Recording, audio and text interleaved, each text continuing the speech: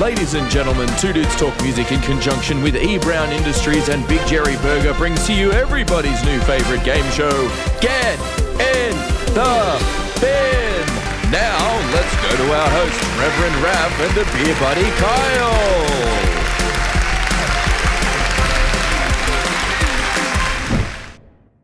Welcome back, everybody, to the Two Dudes Talk Music YouTube channel. I am the Reverend Raph here with my good friend Kyle, aka the Beer Buddy. He's on that side today. What's going on, y'all? We are the Two Dudes Who Talk Music, and we are here once again with our good buddies in Those Left Behind, Timmy and Brendan. Now, gentlemen, this segment, as we mentioned to you at the start of today, is it's all about, you know, what you would put in the bin. What things about the music industry do you look at and you just go, nah, fuck it off, don't want it, get rid of it. What would you eliminate from or change about the music business and why?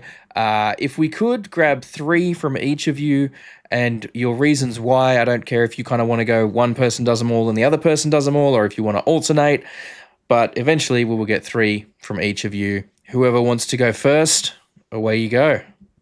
You tee off, Timmy. All right. Probably one of the biggest ones that's been a hot contention for a lot of, especially bigger bands lately, is venues taking cuts of merch. Mm-hmm. Yep. You know, the venue's already getting the higher fee and they're already paying enough for that. Like, they do not need to be double dipping on merch. Yeah, we've said that. We've something that we've talked about quite a lot on the podcast a few times over the years. Yep. Mm-hmm. Yes. Starting to slow down a bit. It's good. Yeah. Another one would be the demand ticket inflation. The ticket market, dynamic pricing, really, and you know they're following that Uber. Yeah. Yes, that's it. They're following the Uber business model, which, as I realised last night, is bloody it. So, Froth and Fury, Brendan caught because me and the wife parked over at Brendan's place. And we caught an Uber in from that. Mm-hmm. Brendan caught an Uber half an hour before us. And we paid $32 more than what Brendan did. Whoa, that's dynamic. Mm-hmm. Yeah. Like, I can understand the argument for I can understand the argument for dynamic pricing, but they've really taken the piss at this point. $30. There has to be caps and limits on this stuff. Mm-hmm. Supply and demand. Try getting a Green Day ticket at the moment. You're looking at $330 or $370 for general admission. Mate, I wanted to get fucking Chris Stapleton tickets for the Misso, and they were stupid. I couldn't justify it. Like, I just had a side selling a kidney. Like, it almost makes it so unless you buying your tickets during the pre-sale, you're running the risk of paying 4 times as much as what the ticket's actually worth. It's insane. Yep, it is. And then the other thing I suppose I would get rid of if it was possible is, you know, just how easy it is for scammers to take advantage of, you know, younger, newer bands who don't really know much. You've got a lot of jackals out there, you know, offering false advice and not even just false, but also bad advice as well, and trying to sell it to bands at a premium, which, I mean, I've been running a promotions agency now for 10 years. If a band ever comes up to me and says, "Oh, Timmy, you know, like, do you have any ideas as to how we can do this or that?" I don't sit there and charge them. You know, you pass on that knowledge and wisdom for free because you've learned it out of experience. It's actually refreshing to see somebody actually turn around and actually want to get some knowledge before they make a decision or something like that. And it's so hard these days because there's so many jackals out there sitting there going, "We will do this for you. We will do that for you. We will do that for you." And it's like, but you won't. And if you are, you'll try to charge a premium that's so high that, I mean, yes, you get into music knowing you're not going to make any money from it, right? Unless you are in an exceptional 2% of bands out there.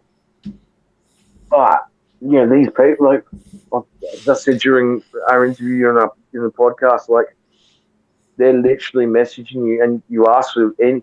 And the thing is, if you don't know the right questions to ask, though, you can fall for it so easily. Well, the worst ones for me, though, of the worst variant of that for me is the ones that don't even sell the actual they're not even trying to sell the actual service. They're selling their course on how to do it. So then it's like, oh no, I'll buy my course and you'll learn how to do all of this stuff. And it's like, so I'm paying you and you're not even going to actually do that stuff for me. Like, you're just selling me information that I could get for free from YouTube videos that you're probably going to just link me to YouTube videos that are on your channel but unlisted anyway as this course. And then, yes, No, promotion is work. For free. Promotion if I pay is for it, I got to justify it. Promotion is work, and there's no shortcuts, unfortunately. But there are smart ways to do it, and there's ways to try and maximize your return on the work that you're getting, but there is no shortcuts. And, and anyone that's telling you there's a shortcut is trying to sell you something. One of the biggest things I try to tell new bands coming out and everything like that is the only instant gratification in music is for the listener. For the artist, there's no such thing as instant gratification, because anything you do, if you don't put some actual work into it, you're not going to get a return. You're not going to get any sort of gratification from it. Any art requires work. Yeah, it's not 100% agreed. try and get that, then you're not going to get that gratification you're after. Yeah, but that's where the plight of social media has come into it, because you can constantly look at your analytics. You can constantly get a temperature on how your career is going online.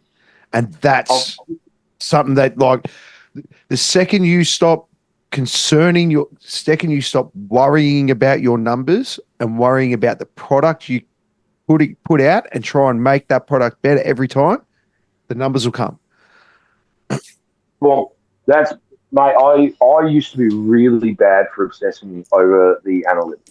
Yep. Really, really bad. Probably in the first 18 months of the band, I was obsessed with the numbers and the data. And after some health issues and everything like that, I kind of got forced to not obsess over it. And it was the best thing that ever happened, because we've achieved more and we've had better success ever since we stopped obsessing with the data and things like that. If you obsess over it, you drive yourself mad. Because the thing is you may get that spike up and you may get more, but you'll still want more. But you want more. I think there's also something to be said. There's also something to be said as well for when you stop obsessing over the numbers, your definition of success changes. Yep. 100% agree on that. Boom, boom. So it's, what are you getting? Success is not always how well you're doing. It's what do you want to get out of it, and what's your reason for doing it? Those are the three things that I would. Yeah. Oh, that was good, man. Some good picks there. Good picks there. Dive in, Brendan. These are always hard questions for me, because I always like to look on the positive side of things, and I also think about negatives and positives. So let's go on about being in a band, but you need to be a content creator. You need to you need to know about lighting. You need to know about editing. However, I love that. Like, I see it as like, man, like, don't you just want to release a great product?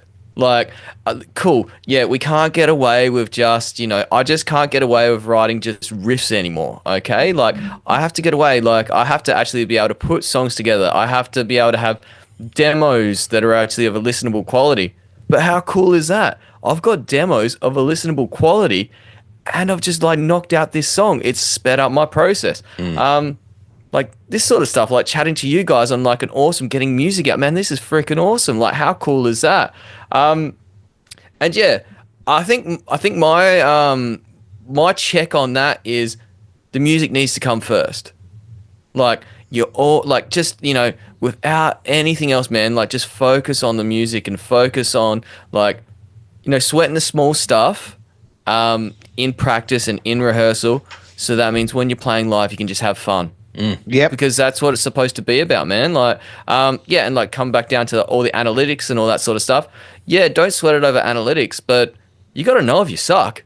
Like, Oh, look, 100%, 100%. But it's one of those things where because we live in a world where one person can bring out a video of a duck farting, and it'll have 500 million views in an hour, and you've spent 6 to 12 months bringing out this album, and it is good, but you only get 1,000 views in a month. I don't think that's a definition on whether you suck or not. yeah. So, You know what I mean? I guess it's been critical on like holding it up to not like if you have a social media page and your social media page is full of memes and all that sort of stuff, and they're the ones that are doing the best, well, then they like the meme, they don't like your music. Showcase the music, showcase the hook. All right. Yep. Everything needs to go around, and like you need to have the hook, and you need to be able to showcase it, and that's the main thing. So, once again, the music comes first. What are you doing this for? And like, there's so many cool ways, man. You can have like a live reel, you can have a photo, and then you can have the underlying part of what that hook is of that song. And that's it all comes back down to music, man. Like it always comes back down to that. And once again, it comes back down to what you were saying is in regards to the level of success. How do you rate success, man? Like, do you rate success about touring around the world and, selling millions of albums, or having a great time writing some cool music with some great mates and having some cool memories and having people come up to you and just say, man, that song slaps. Like, I really enjoy that. It's like, dude, that's still pretty freaking awesome, man. Like, it comes back down to, so yeah, having to be a content creator and also having multiple strings to your bow, even though I love it and I do it and I think it's fun and I think it's rad. Social media, because you're always going by someone else's highlight reel. You're judging yourself by someone's chapter 10 at your chapter 1. Yeah. And they're lying about what the chapter 10 actually is too. Exactly. That's the other thing. You're always seeing the most polished presented version of this stuff online. Bands are not, most people aren't going to show you their failures. They're only going to show you their successes. It's obviously part of the reason that it's social media in general has been very damaging for, young people. Not that I agree that banning young people from social media is the solution. I'll just put that out welcome there. to South Australia. Put that out there. Like it's the Australian, for those who may not be aware, the Australian government at time of recording has just this week passed legislation that will ban people under 16 from social media. And they're basically putting it all on the companies to say, this is the law, you guys figure it out. And the definition of social media is very broad. So that's going to include potentially things like YouTube, potentially things like online gaming lobbies and all that sort of stuff. So it gets very, very tricky. And something needs to happen and there needs to be better education around these things, but banning kids from it, at least from the age of 16, I feel is overreaching it too far. Sorry, I know we don't normally get political on here. It's dangerous because things like TikTok, right? TikTok is the number one place for people to discover new music these days. It is the number one place. Like and yes, your algorithm is what you make it, and I'm following bands and stuff on there, but because I follow bands, I get a lot of bands popping up. And I have a list of like 100 fucking bands that I've pulled up that I've found on TikTok that are on a list for us to go, hey, do we need are we out of a band? Do we need a band for a couple of weeks? Yep. All right. Let me go to the list and reach out to somebody. Like it is there, but you just think about the ages that we were when we discovered bands and how we discovered them. Like we were coming up in a lot of, like we sort of were coming up just at the start of that MySpace era. Right? Like how many bands did we find through MySpace? And like you think about how many times did you download it? How many times did you give your fucking music computer? and culture that is people are exposed to that from a very, very young age, and cutting them off from social media is only going to stunt that, I think, rather than provide a solution. But there is issues with it. It's not a perfect system. There's lots and lots of stuff that needs to be addressed there. But sorry, again, not meaning to get political. Just It's a thing. Dude, I completely agree with. I don't solution in any way, shape, or form. Because the one thing I do remember from when I was that age, and let's face it, the internet was in its infancy back then. Is oh, you got to be such and such into this site. You're gonna lie. Kids are always going to find a way around it. It's what we do. It's that inherent human nature of curiosity. Mm. If you're telling me I'm not supposed to do something, of course I'm gonna do it, aren't I? That's the whole point of being a teenager. No. How many of us went on porn websites when we weren't 18 and still clicked and said we were 18? I don't know what you're talking about, Timmy. Yeah. These kids don't know. They get all this. They get all this stuff at the drop of a hat with no buffering. We used to have to wait for an image to render. Yeah, did. They will never know what it's like. 2 hours more boobs, all right? Yeah. They will never know. Yeah. You know what? I'm going to play this sound to my kids one day, and when I do it, king. Kids now don't know what that is. Kids now don't know what it is. Anyway, 6K modem. Yeah. Bring it. Pretty sure back Tim's got a on. medical alert bracelet that says "Smash my phone, delete my search history." Yeah. All right. So you had so it was like the need to be a content creator. Protocol zero, bro. Hey, protocol zero. And then and sort of social media sort of stuff in general there. Is that 1 and 2, is it? Yeah, so that's 1 and 2. Yep. So the needing to be a social media content creator, and also far out. What was the X? Yeah. Lost my train of thought. Sorry, went on a bit of a rant there. Social content creator, social media, and then being a social content creator. But then once again, I love it because I love the data analytics. I love, going through and figuring all that sort of stuff out. And number 3, merch sales, like a venue taking a cut of the merch sales, that would suck, but I can't wait to get to that stage for that to be a problem. Buy merch to support bands, guys. Genuinely, in this day and age, buying merch is the biggest way you can support a band. If they're selling physical copies of an album, that is literally worth 5,000 times more to the band than streaming. So and with the way the rules have changed now, buy a physical copy of of albums, buy T-shirts, buy merch stuff, and bands make sure you have some merch as well. Like, it doesn't have to be crazy, it doesn't have to be everything, it doesn't have to be anything insane, but like have some sort of options there for people. Stickers are really cheap. Stubby holders. One that we found was quite good was keyring bottle openers. Keyring bottle openers, you could get that website we could get. I think it was like they were like, you buy like I think 100 units of it, and they were $2.50 each, and you can sell them for $5, and they're quick, easy, and cheap, and people can, everyone, if it's just a keyring, that's a bit different, but everyone always needs a bottle opener, so off you go. And those are a great one, and they're a good one to get some sort of return on.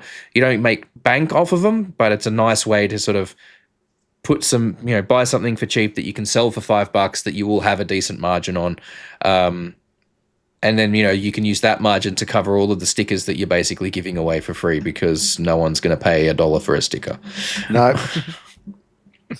All right. They were good. Well, that was some really, really good ones, gentlemen. Thank you so much. We appreciate your time today. As we said, go and follow those left behind. They're doing killer stuff. They're releasing tons of great music at the moment. Their new single, Ouroboros, that we had a little sneaky preview of, is going to be an absolute banger. So keep your eyes on that one for when it comes out. Yeah, get ready for that. And we will catch you guys. Oh yeah, you might see somebody. Sorry, go on. You might see somebody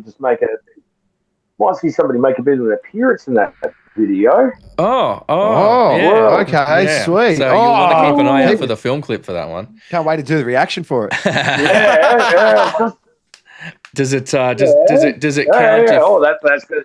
Yeah. Anyway, yeah. Keep us posted, and we'll do the reaction for it, for reals. Yeah, absolutely. Yeah. Brilliant. Yeah. All right, guys. Thank you so much. Thank you, everybody, for watching. I have been Reverend Raph. He has been the beer buddy Kyle. I got the right side the first time. This time, that's awesome. You guys have been amazing, and we'll catch you guys next time. Peace out. Peace. Thank you so much for hanging out with us today. We really hope you had a good time. If you did, please consider hitting that subscribe button and the notification bell down there. It helps the channel grow. We are still a fairly young channel and we like to try and grow our audience all over the world. We do also, for those of you who are interested, have a Patreon. It's just a couple of bucks a month. At the moment, you get all the videos early and ad-free, but we are working on ways to increase the value of that and make it a bit more enticing. So don't forget to keep an eye out and check back on what's going on over there. Other than that, thank you so much for your time. Enjoy the rest of your day.